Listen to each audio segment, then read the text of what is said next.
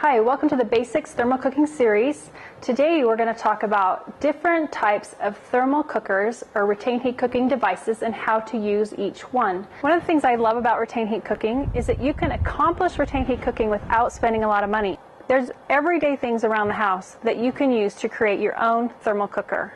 Let me show you what's inside my cooler thermal cooker. I have blankets and a nice heavy pot. A couple things to remember when you're using a cooler and blankets in a pot to facilitate retained heat cooking. Thermal mass or larger volumes of food is important, and also a nice heavy pot. Put your pot on the stove or other heat source. Bring your food to a boil. Once it's boiling, I have a blanket down inside of here first. Place it inside of the cooler. Air is the enemy in thermal cooking. So anywhere you have air inside of here, that's where the heat wants to go. Close the lid, and your food's cooking inside of your cooler. The food inside of the cooler is not going to stay hot as long as if it was a stainless steel thermal cooker. But I was very impressed with its efficiency. One of the most economical ways to facilitate retained heat cooking is to use a shovel. Simply dig a hole 3 to 4 inches deeper than the pot that you would like to use. In this case, I like to use a Dutch oven. Everyone I know has at least one. Dutch ovens are nice and heavy and durable. They retain heat, and I don't care if they get dirty. Put your food inside your Dutch oven, get your food to a boil, take it off the heat source, set it down into the hole, and cover it up. You want to make sure that there's 3 to 4 inches on top of the Dutch oven to help retain that heat and trap it inside and continue to cook the food. Wonder bags, Wonder ovens, and Wonder boxes are all retained heat cooking devices that are made out of fabric and insulators.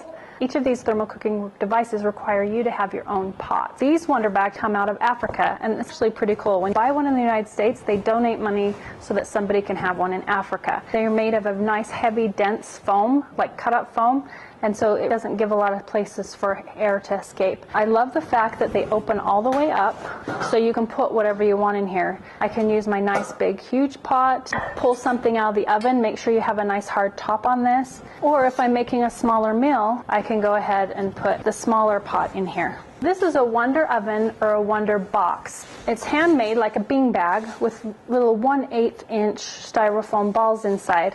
When it comes to picking a pot to use inside of the Wonder box, obviously the bigger pot is going to retain heat longer, and so it makes this Wonder box much more efficient than if I use a small pot. So let's say I put my food in my large pot, bring it to a boil, put it down inside of here, put the lid on top.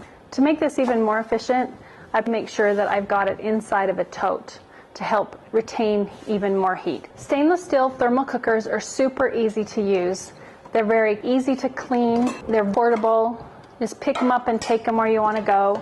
Or when you come home from work, you have food ready. This is a 7-liter deluxe thermal cooker by Saratoga Jack.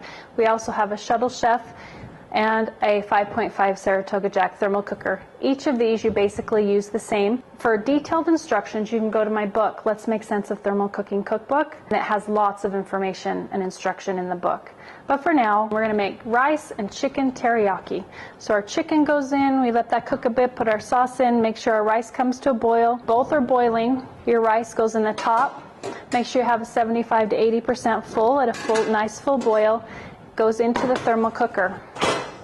You'll want to find out what your boiling point is, but let's say it's 205 degrees and you have your food at a nice boil. It goes in the thermal cooker. The Saratoga Jack thermal cooker loses 4 to 5 degrees an hour. So in 8 hours, it's still 165 degrees in there, and your food is just waiting for you to open it up and eat it. It's really simple to adapt recipes from my Let's Make Sense of Thermal Cooking cookbook to all sizes of thermal cookers. For videos of actual food being prepared in these thermal cooking devices, make sure and subscribe to my YouTube channel so you'll receive notification of when they are posted.